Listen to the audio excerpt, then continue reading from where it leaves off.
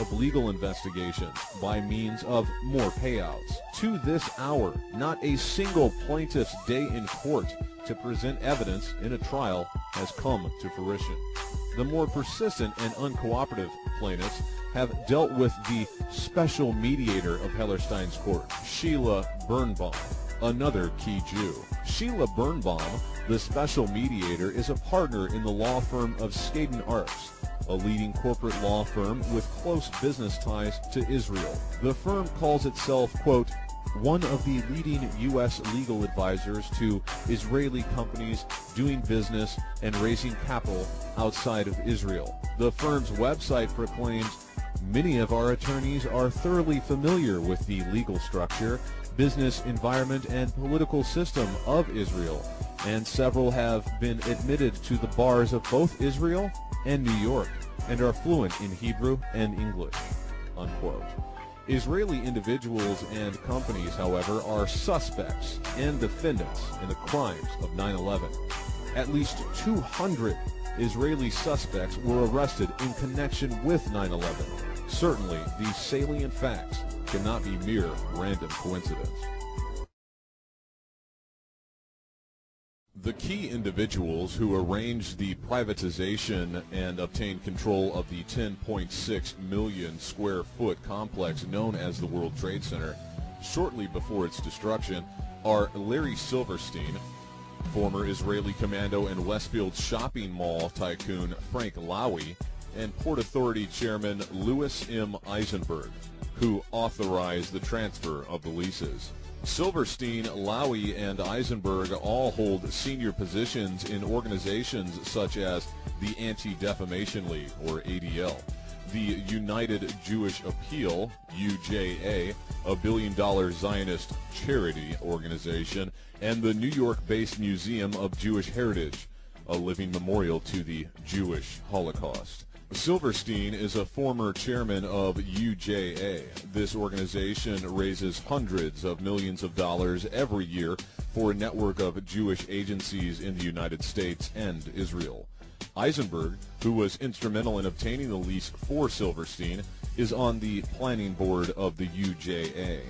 Eisenberg, in his role with the Port Authority, was the key person who negotiated the 99-year leases for Silverstein and Frank Lowy's Westfield America, who were in fact the low bidders for the lease on the 110-story towers and the retail mall. 6 weeks before the World Trade Center towers were destroyed, the Port Authority, with the assistance of Jewish Chairman Eisenberg, completed the process of leasing them for 99 years to Larry Silverstein, the developer who had built 7 World Trade Center, which mysteriously self-demolished at 5:25 p.m. on 9/11, although the building wasn't hit by a plane. Simultaneously, the retail space underneath the complex was leased to Westfield America, the U.S. division of an Australian company that is one of the world's largest operators of shopping malls. Paula Goldberger wrote in The New Yorker, 20th May 2002. Czechoslovakian-born Israeli commando Frank Lowy, a former fighter in Israel's Golani Brigade,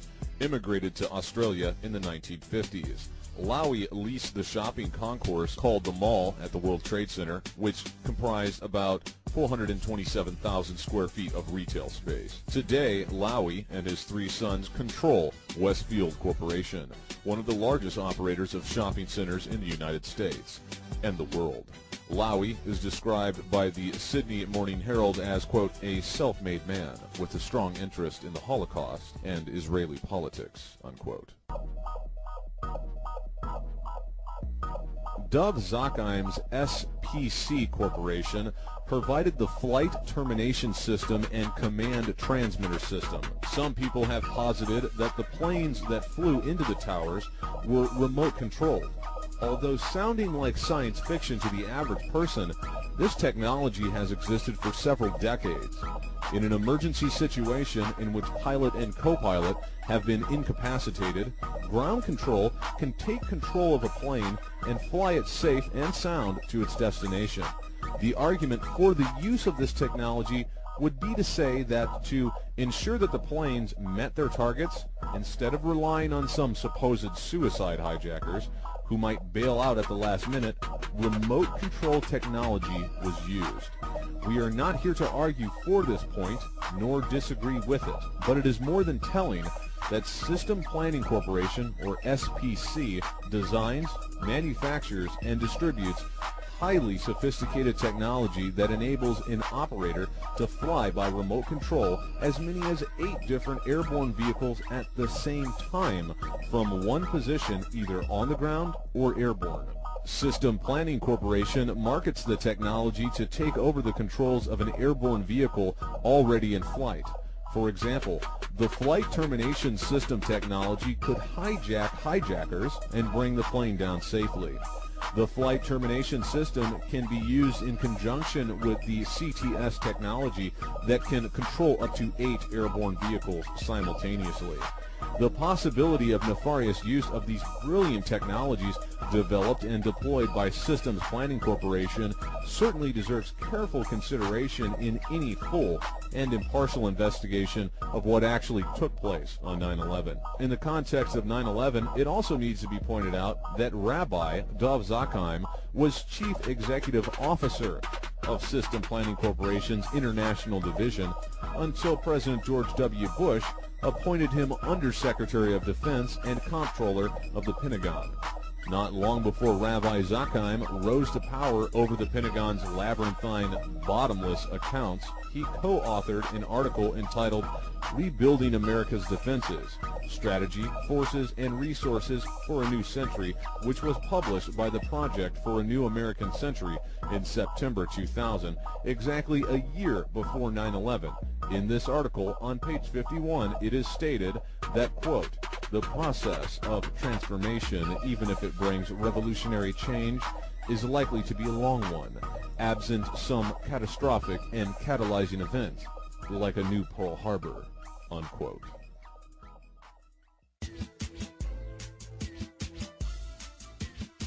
Larry Silverstein, a key figure in the Jewish crime network, dual Israeli citizen and World Trade Center leaseholder who pocketed $4 billion for the attacks of 9/11.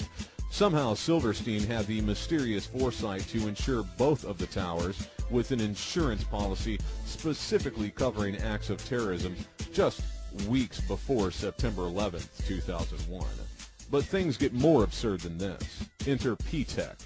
The Israeli Mossad also had their hands in the most sensitive computer networks in the U.S. government through a little-known firm called P-Tech.